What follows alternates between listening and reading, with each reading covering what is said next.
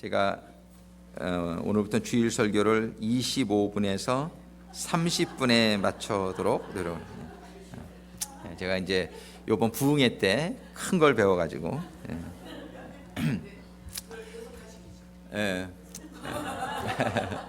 성령님이 인도하시면 오늘 본문의 말씀 여러분들 읽으셨는데 본문의 말씀 보면은 다시 한번 읽어드리겠습니다. 이날에 무리가 크게 제사를 드리고, 제사를 드린다는 건 예배를 드린다는 거예요. 예배를 드리고 심히 즐거워하였다. 정말 great joy, 영어 성경에 심히 즐거워. 이 신앙생활 하는데 이렇게 정말 예배가 드려지고 큰 기쁨이 임하고 하나님이 크게 즐거워하게 하셨습니다. 근데 이 즐거움이 세상적인 즐거움이 아니라요, 세상에서 뭐 놀러 가도 좀 즐거울 수 있고 맛있는 거 먹어도 즐거울 수 있죠. 그렇지만 세상의 즐거움은 굉장히 그때뿐이죠. 그런데 지금 이 즐거움은 오늘 느헤미야서 12장 43절에서 읽은 이 즐거움은 하나님이 크게 즐거워하게 하신 즐거움이라고 성경이 얘기하고 있어요. 우리에게 이 하나님이 즐거워하게 하는 이 즐거움은 영원한 즐거움인 줄로 믿습니다. 그리고 이 즐거움은 세상에서 줄 수 없는 즐거움이라고 성경이 얘기해요. 이 즐거움이 임하기를 간절히 사모하는 마음으로 오늘 말씀을 받으실 수 있게 되기를 주님의 이름으로 축원합니다. 이 즐거움이 임하면 그냥 막 이 세상의 고통이 별로 고통이 아닌 거예요. 이 즐거움이 상쇄해버리는 거죠. 다 이렇게 오버컴할 수 있도록. 그리고 그 즐거움이 부녀와 어린아이도 즐거워하였으며 남자들만 즐거운 게 아니라 부녀와 어린아이들까지도 즐거워하였으며 예루살렘의 이 즐거워하는 소리가 멀리 들렸느니라. 영어 성경에 보면 The sound of rejoicing in Jerusalem could be heard far away. 그러니까 멀리서까지 즐거운 소리가 들릴 정도니까 얼마나 즐거웠는지 우리가 상상을 할 수가 있죠.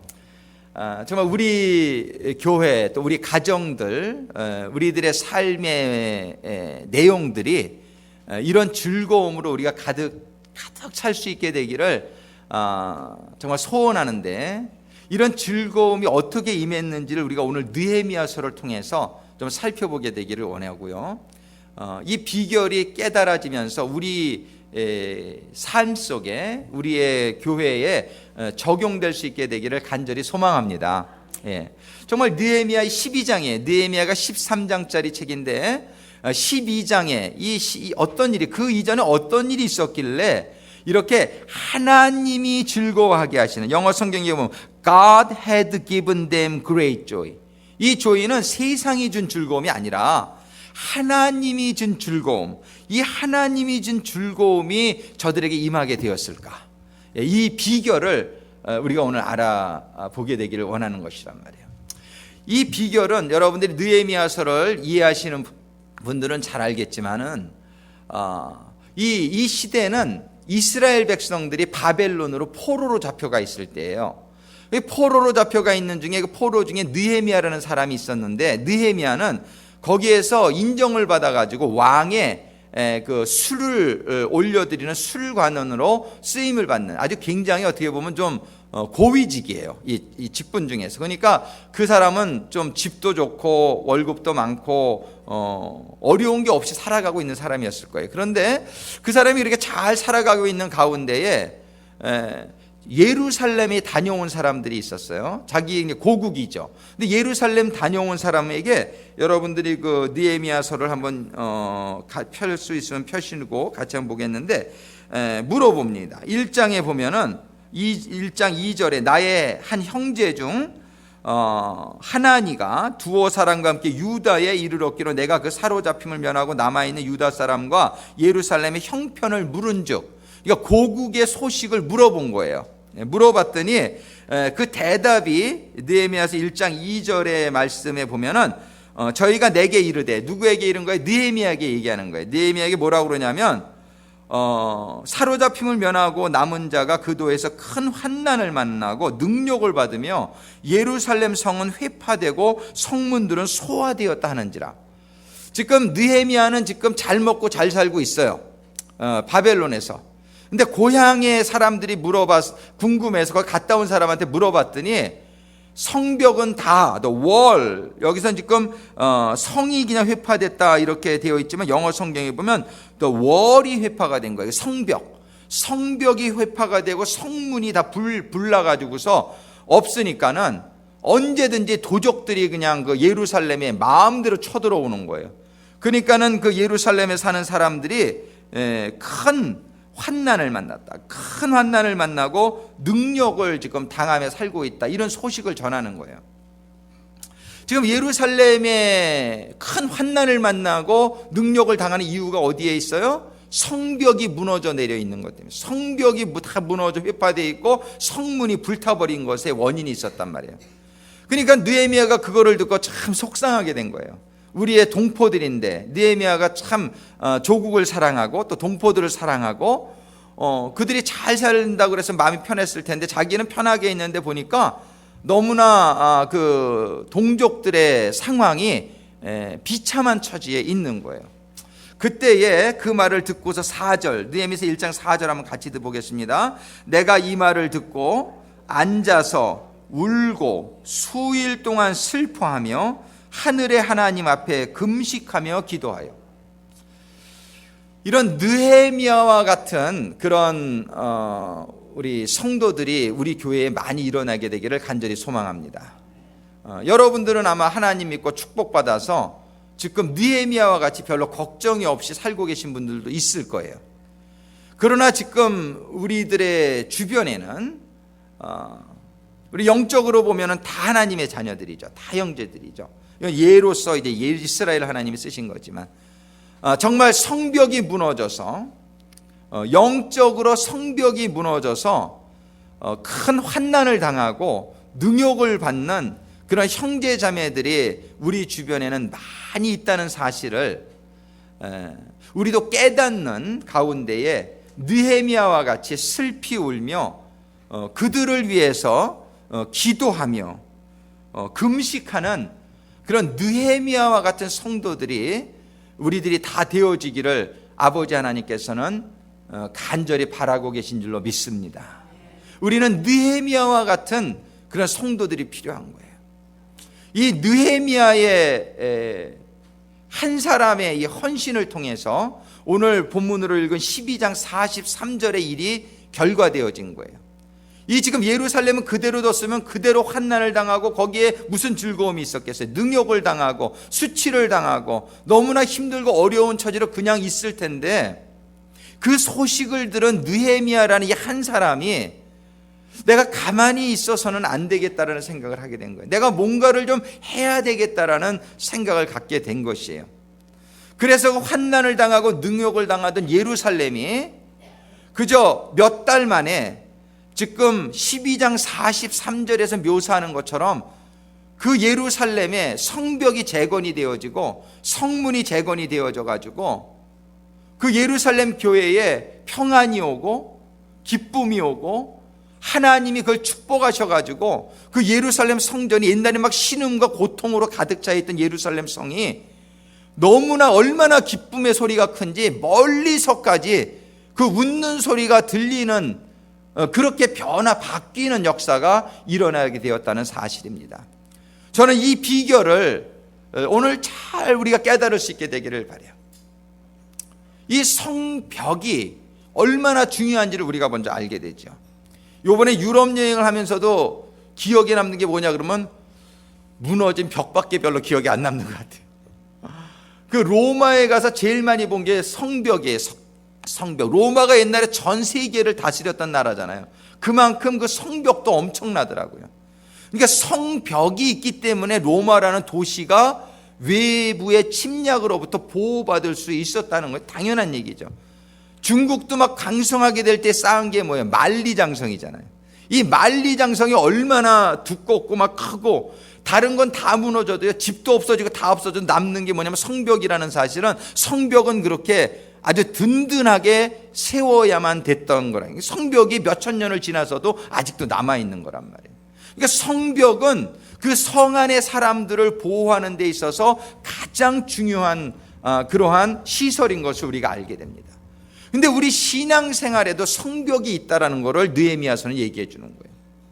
이 신앙생활의 성벽이 과연 무엇인지, 지금 실질적인 사건이에요. 느헤미야가 성벽을 쌓은 사건, 52일 만에 성벽을 쌓은 사건은 실질적인 사건인데, 이거는 영적인 교훈을 우리들에게 주고 있는 거예요. 성경의 메시지는 항상 이렇게 두 가지로 우리들에게 임하는 것이죠. 실제적인 사건이 있고 그것이 주는 영적인 메시지가 있단 말이에요. 영적인 메시지는 뭐냐면은, 오늘날 우리에게 주신 영적인 메시지는 우리의 지금 영적인 상태가 지금 성벽이 무너져서 이 도적들이 언제든지 침범해서 성도들이 그저 그 사단과 마귀에게 시험에 들고 유혹에 빠지고 병이 들고 사업에 고통을 받고 자녀들에게 문제가 생기고, 이러한 모든 것들이 사실 어디서 오냔 말이에요. 이런 것들이 전부 사단과 마귀의 공격, 사단이 유혹하고 시험하는 것으로 인해서 우리가 죄 짓게 됨으로 말미암아 우리들에게 임하게 되는 고난들, 이런 고난들이 우리들에게 없고 기쁨이 우리들의 가정과 우리들의 교회에 임하게 되기 위해서는 영적인 그런 성벽이 든든하게 세워져야 된다는 것을 말씀하고 계시는 사건이라는 것입니다. 과연 우리 가정을 지킬 수 있는 성벽은 무엇입니까? 우리 교회를 지킬 수 있는 성벽은 뭐예요? 아니, 작게 말해서 여러분 한 사람 한 사람이 신앙생활을 정말 제대로 하고 있느냔 말이에요. 근데 신앙생활을 제대로 하지 못하는 우리가 많이 유혹을 받잖아요. 나 자신도 잘 지키지 못하는 경우가 많죠. 왜? 성벽이 잘 구축되어 있지 않기 때문에 그래요. 우리는 오늘 말씀을 통해서 나의 개인의 성벽을 구축하는 비결, 더 나아가서 우리 가정의 성벽이 구축되어지고 우리 교회의 성벽이 구축되어지고 우리 커뮤니티의 성벽이, 영적인 성벽, 이런 실질적인 성벽은 세상적인 보호와 기쁨은 줄 수 있지만 영적인 건 못 주는 거죠. 우리는 세상적인 성벽보다 더 중요한 영적인 성벽이 세워지는 역사가 임하게 되기를 간절히 소망합니다. 우리의 성벽은 뭡니까? 성경에 보면 우리 주님이 우리의 산성이라고 말씀하고 있어요. God is our fortress. 우리 주님이 우리의 성벽이에요. 아멘. 우리 개인적으로 우리가 어떻게 우리를 보호받을 수 있느냐? 그것은 우리가 주님으로 충만하면, 주님의 말씀으로, 주님의 성령으로 우리가 완전히 쌓여 있으면은 우리가 보호받게 될 줄로 믿습니다. 그래서 여러분들은, 우리 한 사람 한 사람은 늘 말씀을 큐티, 아침마다 말씀을 읽고 묵상하고 기도하고 왜 합니까? 나의 성벽을 구축하는 거예요. 근데 여러분들이 며칠만 말씀 묵상 안 하고 기도 안 해봐요. 나도 모르는 사이에 나의 기쁨은, 나의 마음은 세상에 가 있어. 그리고 그 결과로 내 마음속에 공허와 혼돈과 허무와 내 마음속에 그런 세상적인 그러한 멸망과 파괴의 증상들이 나에게 나타나게 된단 말이에요. 먼저 여러분들 개인이 말씀과 기도를 통하여 여러분들 개인의 성벽을 늘 무너지지 않게, 무너졌으면 다시 수축하게 되기를 주님의 이름으로 축원합니다. 여러분들의 가정을 무엇이 지키냔 말이에요. 역시 우리의 가정의 성벽은 주님인 줄로 믿습니다. 우리 주님은 말씀과 성령으로 오시는 거예요. 그래서 여러분들 가정에서 가정 예배를 드리라고 말씀하십니다. 가정에서 가정 예배가, 가정에서 말씀이 상고되어지는 게 끊어질 때에 여러분들의 자녀들은 어느 순간부터인가 세상에 물이 들어가지고 우리도 느끼지 못하는 사이에 그냥 멸망의 길을 걸어가게 된단 말이에요. 가정 예배를 매일 드릴 수 있으면 더 좋지만, 그렇지 못해 일주일에 한 번이라도 드리게 되기를 주님의 이름으로 권면해 드립니다.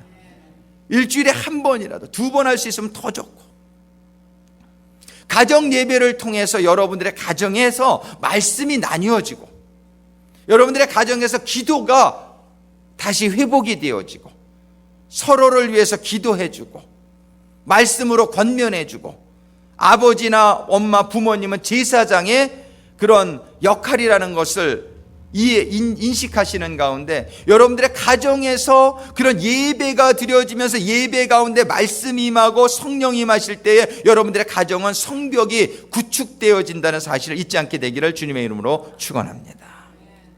우리 교회의 성벽이 어떻게 구축되어질 수 있느냐? 이 교회는 개인도 교회고 가정도 교회입니다. 근데 교회는 주님의 몸인데, 그래서 내가 교회가 되어지면 주님이 나를 보호하시는 거예요. 우리 가정이 교회가 되어질 때 우리 주님이 보호하시는 거예요. 근데 우리 주님이 말씀하신 교회는 보면은 이 교회에 한 사람이, 한 목회자가 감당할 수 있는 최고 많은 인원은 12명 정도라고 우리가 보는 게 좋습니다. 우리 주님이 많은 사람들이 따랐지만은 우리 주님께서는 많은 사람들을 다 케어할 수가 없는 거예요. 한 사람이 어떻게 많은 사람을 케어할 수 있겠어요? 그러니까 우리 주님께서는 모델로 보여주신 게 12명을 부르신 거예요. 근데 12명은 맥시멈이에요.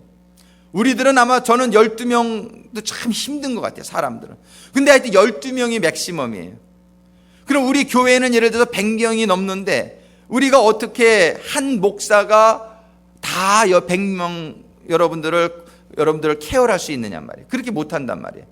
그러니까 주님께서 보여주신 게 뭐냐 하면 한 사람은 12명만 케어하면 된다라는 거예요. 주님이 가르쳐 주신 게. 그러니까 주님이 12명을 케어하니까, 그러고서 3년을 마치고 가시니까 12명이 또 나가서 제자들을 삼으니까 오늘날 우리가 이렇게 교회가 세계에 퍼지게 되었잖아요. 그래서 이 소그룹 12명의 목회가 참 중요한 거예요. 이게 단임 목회자는 12명 이상 저는 못합니다. 그래서 12명의 목자들이 맥시멈일 거예요. 그러면 나머지 교인들은 누가 하냐면 그 목자님들이 나머지 분들을 케어를 해주셔야 돼요. 그렇지 않으면 교회가 이 성벽이 없는 교회가 돼버려 가지고서. 근데 오늘날 현실은 어떻습니까? 이 작은 소그룹 공동체, 예수님의 12명의 제자 공동체가 제대로 되는 교회가 참 별로 없어요. 그러다 보니까 많은 교회들이 그냥 누가 세상적인 그런 세력이 들어와서 범람하는 걸 보게 돼요. 그냥 교회가 세상하고 차이가 없어요. 왜냐하면 교회가 보호받지 못해서 그래요. 교회가 이 성벽이 없기 때문에 그냥 성도들을 틈타고 다 들어오는 거예요. 그 담임 목사 혼자서 어떻게 할 수가 없는 거예요. 성벽이 세워져야 되는데. 그래서 우리 교회는 지역별로 이 성벽이 세워지게 되기를 원하는 것이란 말이에요. 그래서 그 옛날에 한국의 순복음교회가 참 부흥하게 될 때에 가장 잘 되었던 게 뭐냐, 구역 조직이에요.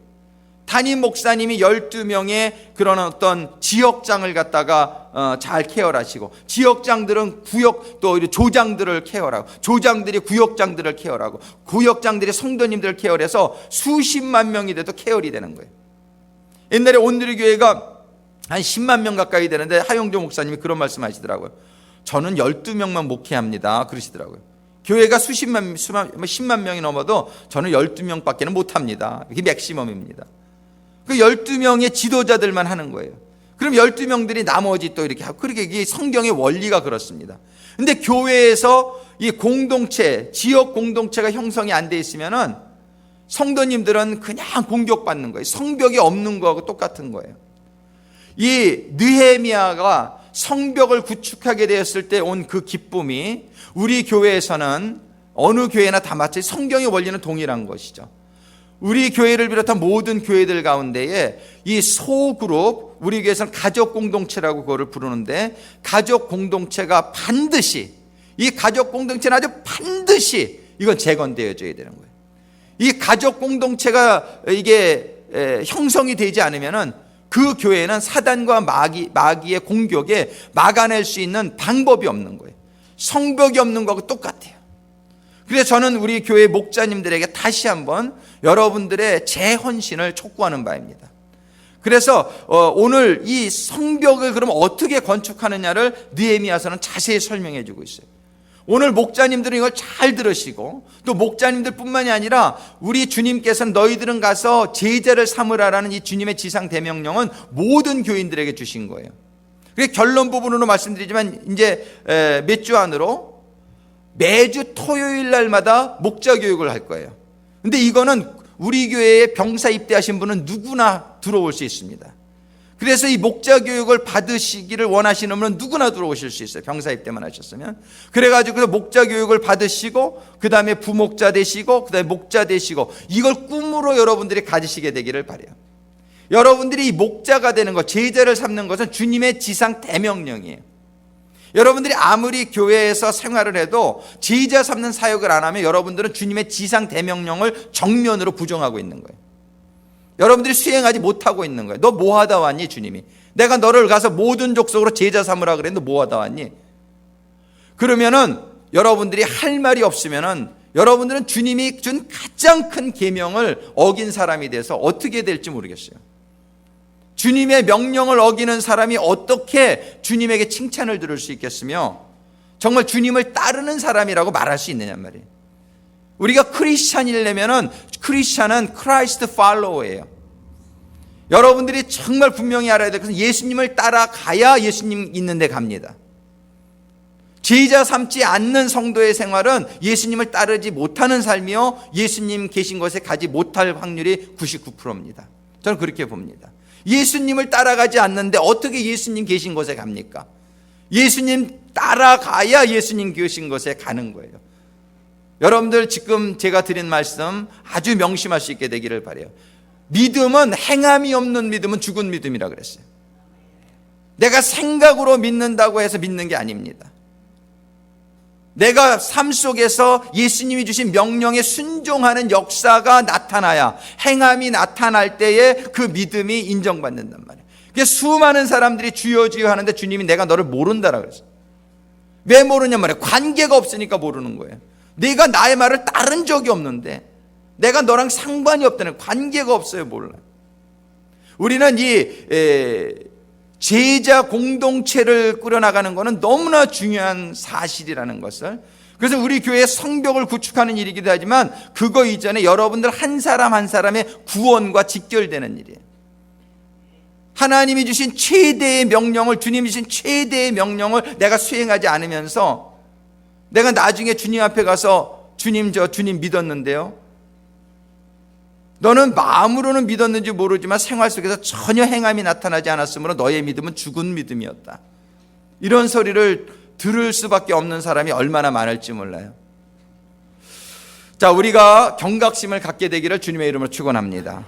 저는 여러분들의 목회자로서 여러분들이 한 명도 지옥 가지 않게 되기를 간절히 바라는데, 제가 바로 며칠 전에도 빌 하스라는 지옥에 갔다 온 사람의 간증 얘기를 들었는데, 교회 다니는 사람들 중에서 수없이 지옥에 떨어진다는 거예요.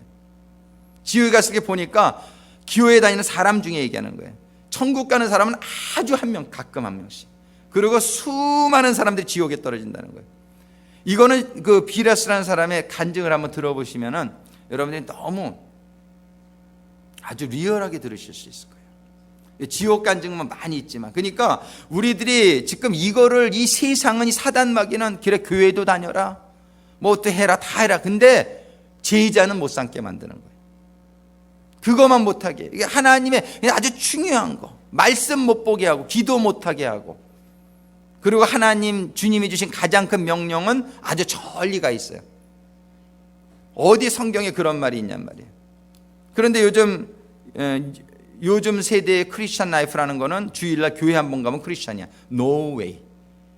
그건 여러분들이 생각하는 크리스찬이고 미국이 생각하는 크리스찬일 수 있어요. 그렇지만 성경이 말하는 크리스찬은 아니에요.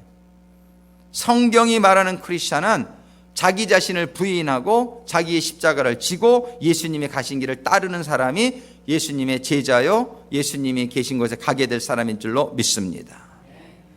우리는 오늘 이제 정말 성벽을 갖추기 위해서 5가지, 4가지만 잘 하시면 돼요. 첫 번째는 뭐냐 하면, 첫 번째는 우리가 늘 깨어있는 가운데, 영적으로 깨어있는 가운데 이 영적인 실태를 깨닫는 깨달음이 임해야 돼요.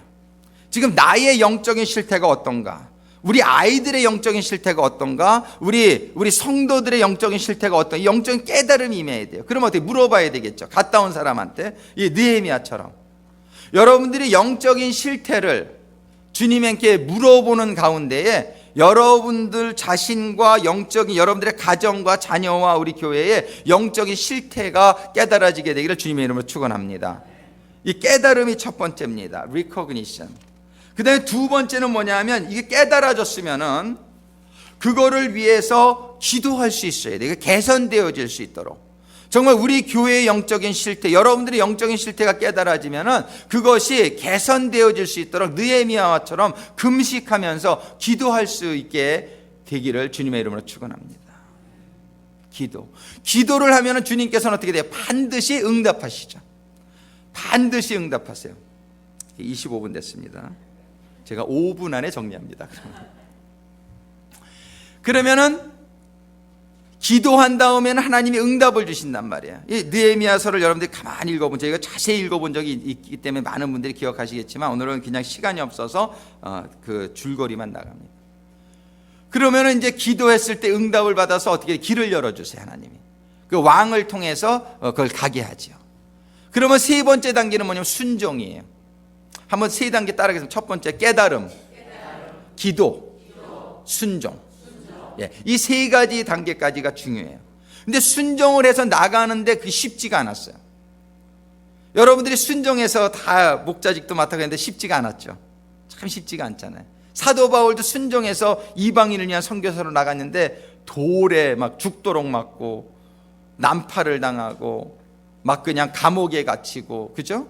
느헤미야도 마치 수많은 이런 고난이 와요. 순종해서 여러분들이 정말 이제 성벽을 갖추기 위해서 여러분들 매일마다 아침마다 말씀 보고 기도하려고 작정해 보세요. 금방 무슨 일이 생겨요. 그래가지고서 말씀 보기 힘들고 기도하기 힘들게 돼요. 가정 예배를 좀 보려고 그러면 또 금방 무슨 일이 생겨요. 가정에 무슨 또 막 힘든 일이, 바쁜 일이 생겨가지고 못, 이런 방해와 역사가 반드시 있어요. 왜? 사단도 살아있기 때문에. 그런데 이거를 극복하는 방법을 느헤미야서를 통해서 여러분들이 쭉 볼 수 있어요. 느헤미야서 4장부터 보면요, 온갖 방해가 다 와요. 온갖 방해가 다 오는데 어떻게 물리치냐면은 4장 9절 우리 한번 같이 읽어볼까요? 느헤미야서 4장 9절 우리가 우리 하나님께 기도하며 저희를 인하여 파수꾼을 더 주야로 기도하면서 하나님의 지혜를 구해서 이겨나가는 거예요. 그러면서 그러니까 네 번째 단계는 뭐냐 하면 고난의 극복이에요. 하나님이 주신 길이지만 거기에는 하나님이 주신 길이기 때문에 고난이 있어요. 세상이 주는 길은 오히려 고난이 없을 수도 있어요. 사단마귀가 오히려 도와주죠. 막 사업도 잘 되게 하고, 막 술집 하는데 너무 잘 돼. 막 그냥 세상적인 일을 하는데 너무 잘 돼. 돈 너무 잘 벌어. 예. 그게 뭐예요? 사단이 그냥 얼씨구나 막 도와줘요. 왜? 지옥 가게끔 하려고. 근데 하나님 천국 가는 길은 방해가, 사단마귀가 얼마나 하는지 몰라요. 온갖 종류의 방해가 다 와요. 그런데 느헤미야가 기도하는 사람이었기에 그 기도를 하면서 하나님의 지혜를 구하고 하나님의 능력을 구해서 고난을 다 하나씩 하나씩 이겨나갑니다. 그러다가 6장에 보니까 6장 15절 우리 같이 한번 읽겠습니다. 성 역사가 52일 만에 엘룰월 25일에 끝나면 52일 만에 성벽이 건축되는 거예요. 52일 만에.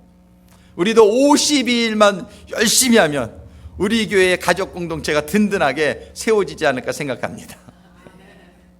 한번 52일 동안 열심히 해보자고요. 한 다음 주부터 시작할까 지금 생각 중인데 기도하고 있어요. 우리가 한번 마음을 좀 이렇게 좀 다시 앉고 정말 토요일 날 목자 훈련에 일단 여러분들이 나와야 돼요. 토요일 날 6시에 새벽 기도하고 한 7시부터 한 친교, 한 7시 15분부터 한 친교 한 3, 40분 하고 8시부터 목자 훈련을 하려고 그래요. 8시부터 한 45분 하려고 그래요. 그리고 영어 목자는 9시부터 하려고 그래요. 영어권 우리 지도자들도 다 나오라고 그래요. 이제는 이 목자 훈련에 안 나오면은 지도자 훈련 얘기, 리더십 트레이닝, 이제 아무 일도 우리 교회에서 그냥 이렇게 안 맡기려고 그래요. 이 훈련을 받지 않는 사람들이 일을 맡게 되니까 뱃사공이 여러 개 되는 것 같더라고요. 그래서 우리가 하나가 되기 위해서 어떻게 해서라도 여러분들한테 시간을 드릴 테니까 토요일 날 아침 시간을 어레인지를 하실 수 있게 되기를 바라요. 근데 만약에 지금 못 나가겠다 그러면 안식년으로 생각하세요. 좀 쉬시고, 그렇지만 기도하면서 그 토요일 날 그런 환경이 이루어질 수 있도록 여러분들이 기도하게 될 때 하나님이 길을 열어주실 줄로 믿습니다. 예. 그래서 토요일 날 이 목자 훈련을, 리더십 훈련을 매주 할 거예요. 그리고 매주 만나야 돼. 일주일에 한 번은 만나야 돼, 미니멈. 그렇지 않으면 이게 컨티뉴언이 안 생겨요. 이게 안 되더라고요. 그래서 우리 교회에서 이런 일들이 새로운 각오를 가지고 시작하려고 그래요. 제가 좀 더 기도하고 있습니다. 구체적인 거는 다음 주나 다다음 주에도 발표하겠어요. 그런데 이 52일 동안 느헤미야가요, 너무 헌신해요. 그리고 느헤미야가 그 다음에 개혁운동까지 보면 월급도 안 받아요. 느헤미야가 완전히 헌신합니다. 자기가 이 이스라엘 백성들의 이 성벽의 재건과 이스라엘의 재건을 위해서 헌신하게 될 때에 오늘 읽은 일들이 일어나게 되는 거예요. 성벽이 재건되어지자 그들에게 먼저 8장에 보면 말씀이 회복돼요. 예배가 회복돼요. 그리고 그들의 생활 속에서 잘못되어진 것들이 발견이 되어져요. 회개가 일어나요. 하나님의 말씀이 에스라를 통해서 이렇게 선포가 되는데 8장 7절에 보면 재밌는 말씀이 있어요.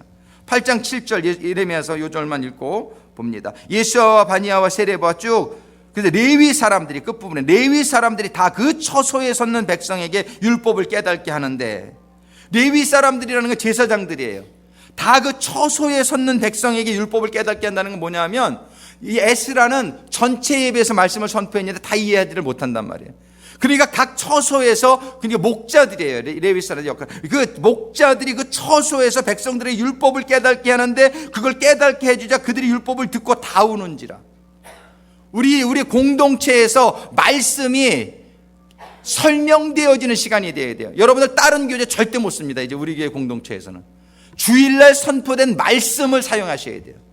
주일날 선포된, 이게 성경적입니다. 주일날 선포된 말씀을 가지고 우리가 주보에 보면 질문을 만들어 놓잖아요. 목자님들은 그 질문 가지고 나누기만 하면 되는 거예요. 여러분들이 말씀 준비할 필요 전혀 없어요. 여러분들은 기도만 하시면 돼요.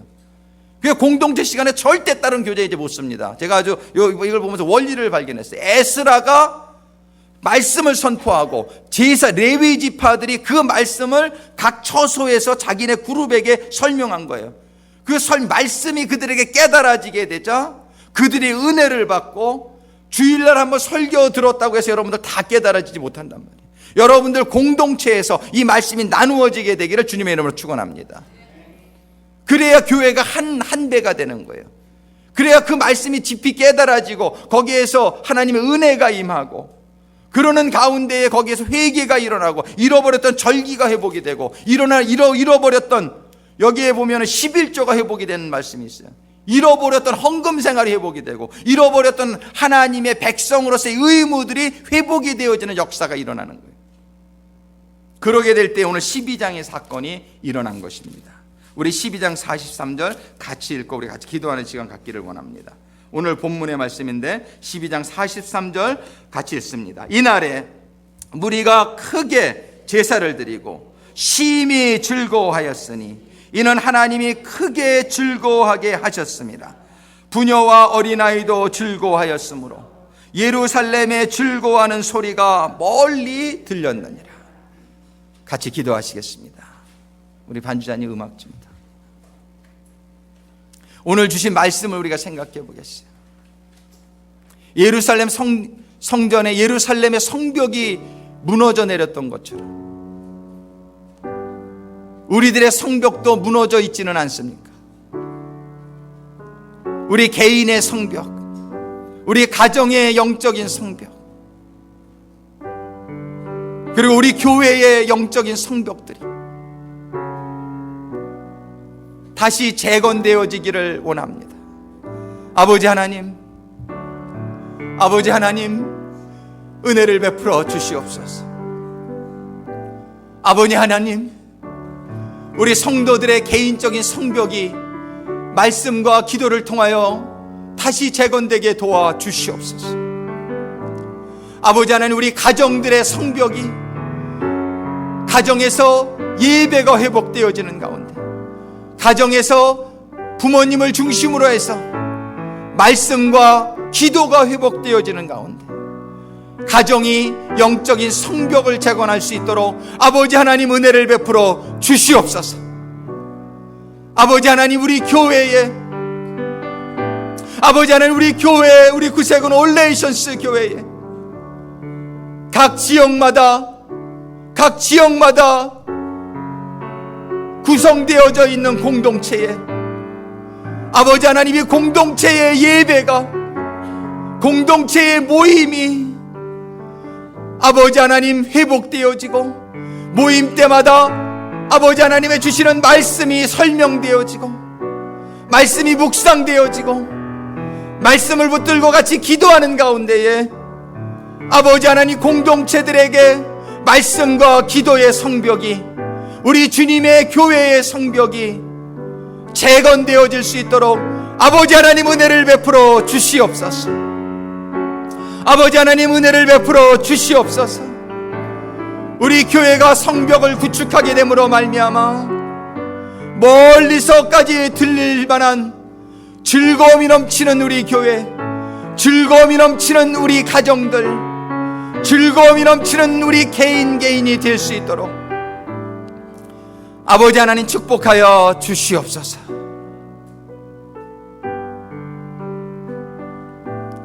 이 시간에 여러분들 개인의 기도의 제목을 생각하며 여러분들의 가슴에 손을 얹고 잠깐 기도를 받으시겠습니다. 교회를 위한 기도 제목도 좋습니다. 여러분의 공동체를 위한 기도 제목도 좋습니다. 여러분들 개인 자신을 위한 기도 제목도 좋습니다. 또 여러분들이 아프신 부위가 있는 분들은 아프신 부위마다 손을 얹고 이 시간에 기도를 받을 때에 하나님이 역사해 주실 줄로 믿으시며 기도 받으시기를 바랍니다. 이 시간에 우리 주 예수 그리스도의 이름으로 명하노니, 이 시간에 우리 주 예수 그리스도의 권세로 명하노니, 하나님의 백성들과 가정들과 교회에 역사하는 모든 세상 사단마귀의 역사들아 떠나갈지어다, 떠나갈지어다. 나사렛 예수 그리스도의 권세로 명하노니 하나님의 백성들과 가정들과 교회로부터 떠나갈지어다, 떠나갈지어다.